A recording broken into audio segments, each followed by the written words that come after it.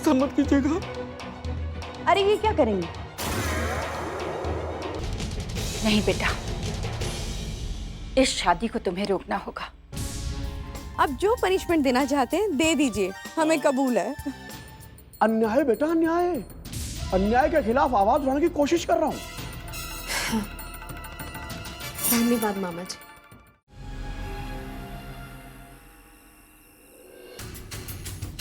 बाहर जाकर देखो, एक पेड़ के पास एक पैकेट रखा हुआ है। कितने रुपए हैं उसमें? बहुत, तुम्हारी जरूरत से बहुत ज्यादा। तो फिर काम हो जाएगा आपका। मैं एक बात और पूछना चाह रही थी कि क्या बस यही रुपए मिलेंगे या फिर काम हो जाने के बाद मेरा मतलब है और भी मिलेंगे?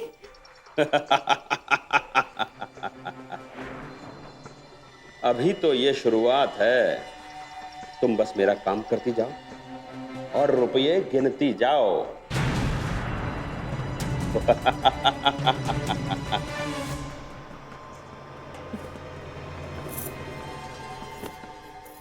भाग्यवान, कहाँ जा रही हो? आप चादर तान के सो जाओ, मैं अभी आई। हाँ, ये तो ये ऐसे जा रही है जैसे ऐसे कोई खजाना मिलने वाला है।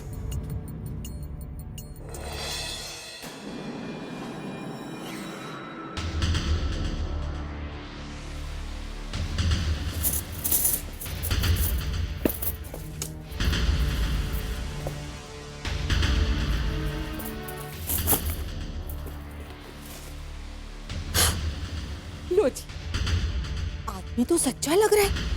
कह रहा था पैकेट रख के जाऊंगा, मिल गया पैकेट। भाई भी है, ऊपर वाले। तेरी लीला न्यारी है। जय लक्ष्मी, जय लक्ष्मी। मामी जी, क्या है मामी जी? कुछ नहीं, कुछ नहीं। नहीं मामी जी, कुछ तो है जिसे आप छिपाने की कोशिश कर रही हैं। हेलो, ये तो मेरे भाई ने भेजा है। भाई ने? आपका भाई आए थे, आपसे मिलके नहीं गए? और यहाँ ये पेड़ के नीचे रखा है। अब क्या है ना बहू, बड़ा ही शरारती है। अब बचपन से वो शरारतें करता रहता था मेरे साथ। अब देखो ना, यहाँ रख दिया और फोन करके बता रहा था कि दीदी मैं आपके लिए जो गिफ्ट है, गिफ्ट वो पेड़ के पास रख के जा रहा हूँ। वो ऐसा ही है शुरू से। हाँ, ऐसा ही है।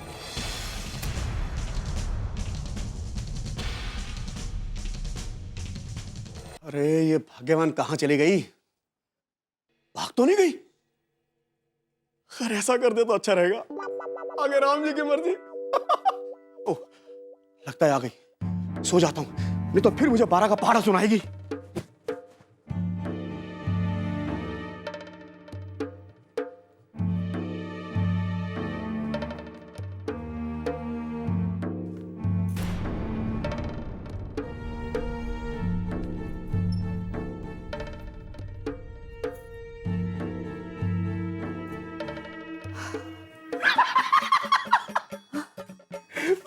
भाग्यवान, ये इतने होले होले से क्या कर रही थी? वो मैं कपड़े ठीक कर रही थी। कपड़े। वो पैकेट में रख के कपड़े ठीक कर रही थी। हाँ, कौन सा पैकेट? कैसा पैकेट? भाग्यवान, इसका मतलब ये है कि तुझे कोई ना कोई खजाना अवश्य मिल गया है, तभी झूठ बोल रही है तुम। अब ये कोई वक्त है रात को मुझे परेशान करने का? अब तुम तो सो क्यों नहीं जाते? बता क्यों नहीं देती मामी जी कि आपके भाई ने आपके लिए एक पैकेट छोड़ा था? क्या इसका भाई? हाँ मामा जी, मामी जी ने आपको बताया नहीं कि इनके शरारती भाई ने इनके लिए एक पैकेट छोड़ा था। अब उस पैकेट में क्या है ये तो मामी जी ही आपको बता पाएंगी। अब मैं चलती हूँ। हो भाग्यवान, ये इस उम्र में अब कौन सा भाई पैदा हो गया? भाई तेरे तो कोई भाई था ही नहीं, पर ये शरारती भाई पैकेट किसने रख दिया? भाई कौन है? आप मुंह बंद करके सो क्यों नहीं जाते? परेशान कर दिए।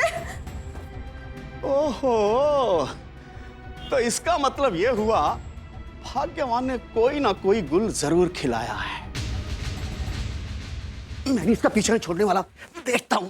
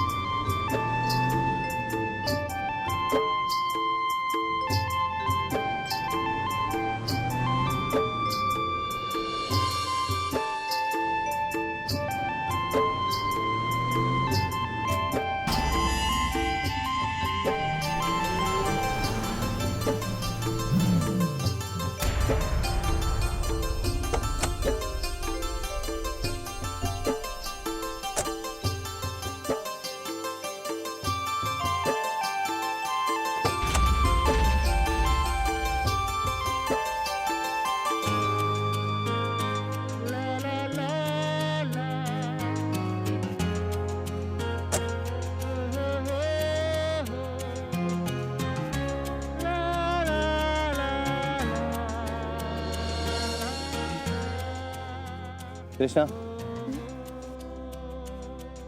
मैं सोच रहा हूँ कि ये प्यार भी क्या चीज है। एक अजीब सा, एक अलग सा एहसास है। तुम्हें भी ऐसे लगता है? सही कह रहे हो विकास। अब देखो ना, पहले हम एक दूसरे से बिल्कुल अनजान थे और आज एक दूसरे के हो गए। ये सब इस प्यार का ही तो कमाल है। अगर ये प्यार नहीं होता तो फिर कुछ भी नहीं होता।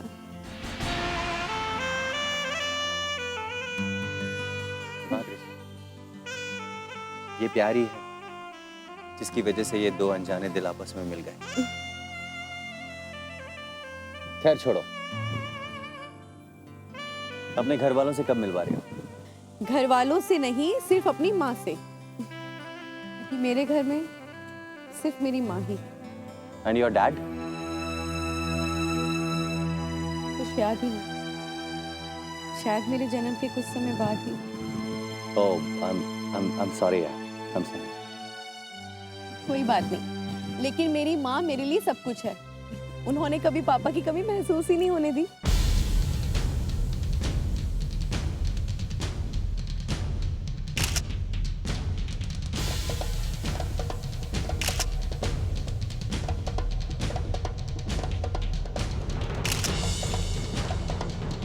कृष्णा, मैं तुम्हारी मम्मा से मिलना चाहता हूँ।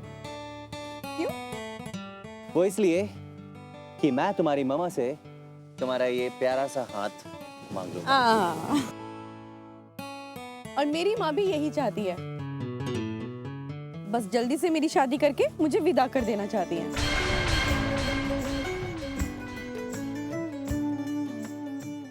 लेकिन एक बात मैं तुम्हें बता दूं, मैं अपनी माँ को छोड़ के कहीं नहीं जाने वाली।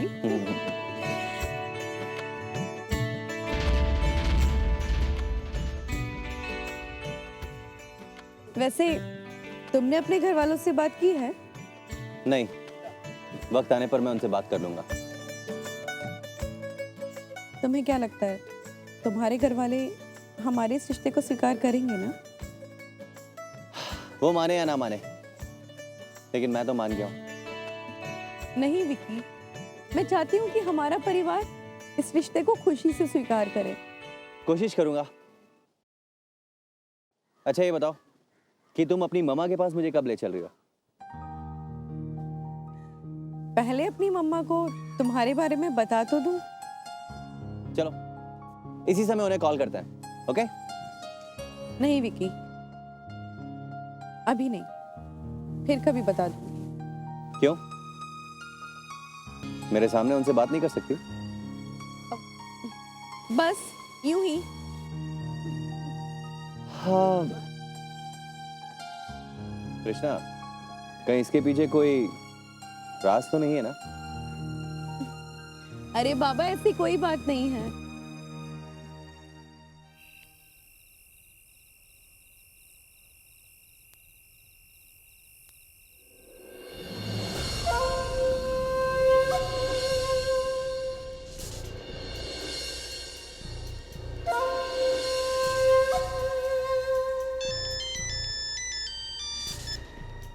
बोलो रॉकी। हाँ बॉस, विकास तो मजनू बन गया है। अरे उस लड़की के बिना एक भी पल जीना मुश्किल हो गया उसका।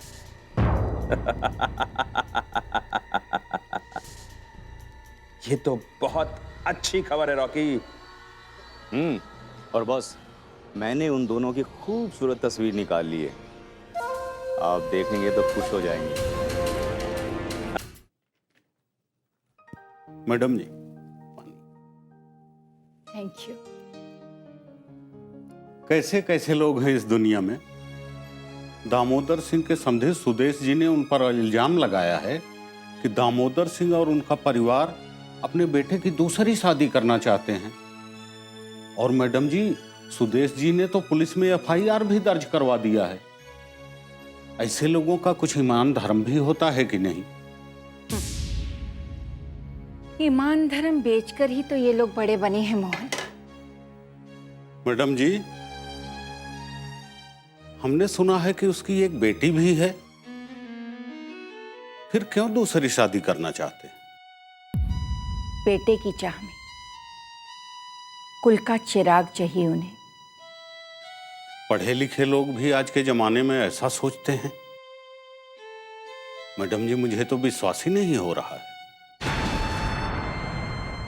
आज बेटियां बेटों से किस मामले में कम हैं? क्या नहीं कर रही हैं वो? अफसोस की बात तो ये है कि तुम समझ सकते हो मोहन,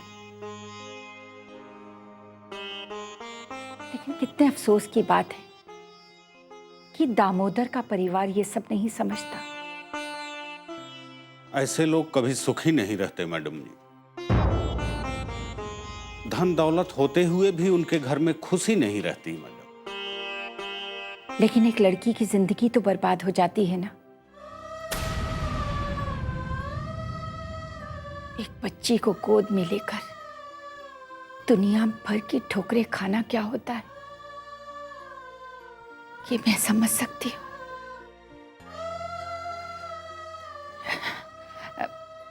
मोहन, मेरे लिए एक कप चाय बनाकर लाओगे? अभी लाता हूं मैडम।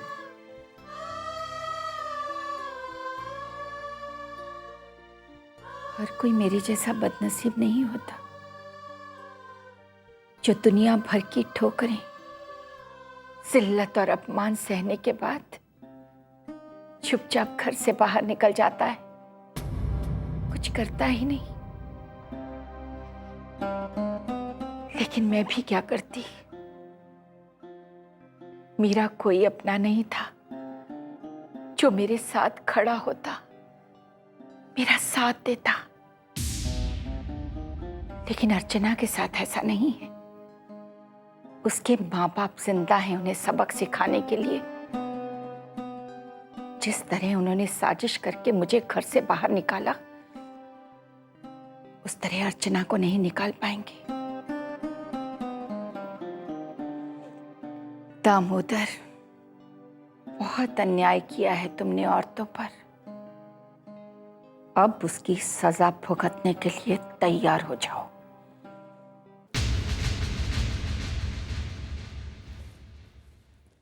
आइए दामोदर जी, आइए। मीनाक्षी, हम तो आपकी सलाह का अभी तक इंतजार कर रहे हैं। कब प्लानिंग बताएंगी आप, जिससे मेरा सब कुछ बर्बाद होने से बच जाए? दामोदर जी, मामला हाथ से निकलता जा रहा है। अगर वक्त रहते इससे ना निपटा गया तो कोई अनहोनी घट सकती।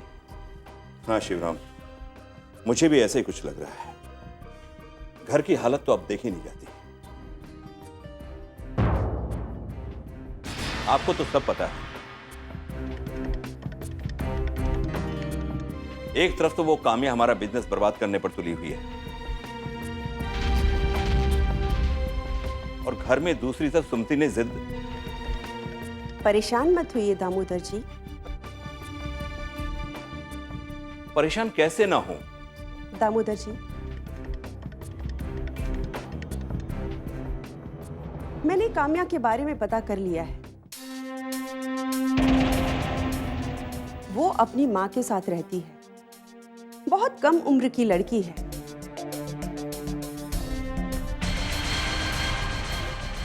जोश है, जज्बा है। बहुत कम वक्त में बहुत कुछ हासिल करना चाहती है वो।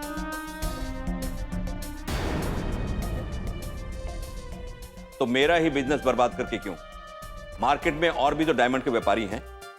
आखिर मेरे ही पीछे लगने से उसका मकसद क्या है? दामोदर जी, शहर में डायमंड का आपसे बड़ा व्यापारी कोई है ही नहीं। सीधी सी बात है, काम्या ही क्या, अगर कोई भी टारगेट करेगा तो वो आप ही को करेगा।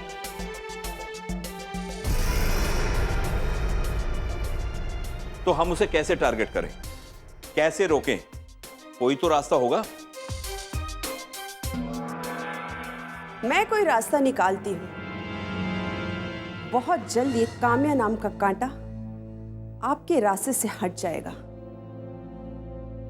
वैसे अनिकेत ने क्या फैसला लिया? अनिकेत एक तरफ तो अपनी मां के प्यार में फंसा है, और दूसरी तरफ अर्चना के लिए अपने फर्ज के बीच उलझा हुआ है। और सुमति तो अब अर्चना पर इतना जोर डालने लगी है कि वो अनिकेत को दूसरी शादी के लिए तैयार करे। तो आपने क्या सोचा? क्या फैसला लिया आपने? मेरा फैसला? अगर मेरे फैसले के बारे में सभी इतना सोचते तो शायद बात इतनी आगे बढ़ती ही नहीं।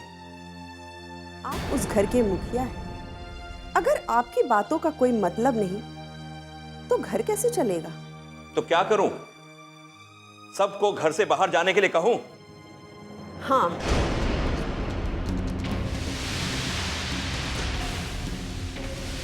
सबसे कहिए आपके घर में वही होगा जो आप चाहते हैं,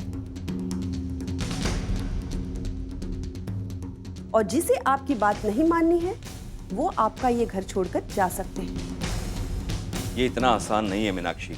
मैं जानती हूं। दामोदर जी,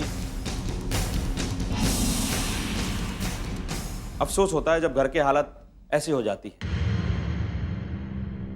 लेकिन इसके लिए कहीं ना कहीं हम बड़े ही तो जिम्मेदार होते हैं। कभी बेटे का मोह तो कभी और कुछ। आपका कहना बिल्कुल सही है शिवराम।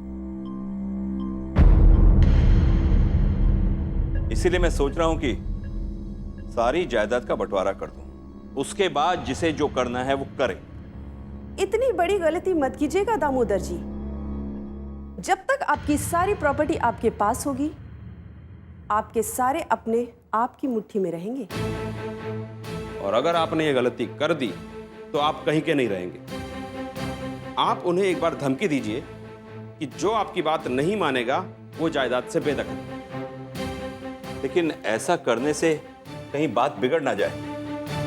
बात तो वैसे भी बिगड़ रही है दामोदर जी।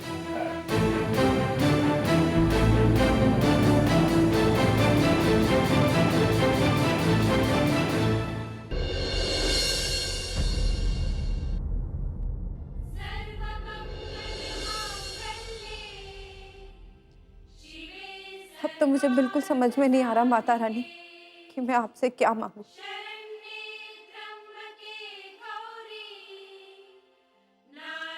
अपनी खुशियां कि इस घर की खुशी,